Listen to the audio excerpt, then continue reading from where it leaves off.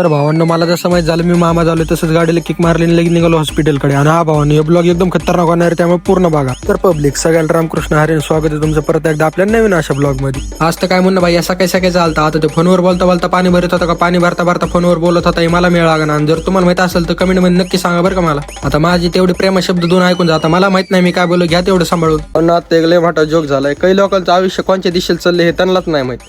मग त्यांना रील खाली कमेंट काय करायची हे कसं कळेल? ह्या गोष्टी हसू नका कारण मला आलं नाही. मग काय गाडी बसलो निघालो मग बाळाला बघायला. हॉस्पिटलमध्ये आलं कीच निघत त्याने 2 बोटं वर केले. म्हणलं आता काय कडकच व्हिडिओ होणार.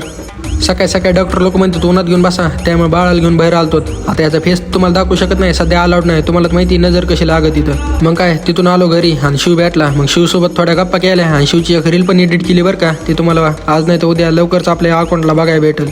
आपल्याला गावाकडे काम होते. मग काय शिवला बाय बाय केलं आणि मग निघलो गावाकडं. इथं आलो तर साहेब पाय टाकून बसलेत आणि कॅमेरा ऑन केला की 2 बोटं वर करतात. आज नेमकं काय बोलावं आणि काय सांगावं हेच मला कळा नाही. मग काय ब्लॉग आवडला असेल तर शेअर करा आणि लवकरात लवकर लाईक आणि फॉलो करून टाका. आपल्याला लवकरच 1K करायचे. धन्यवाद पब्लिक.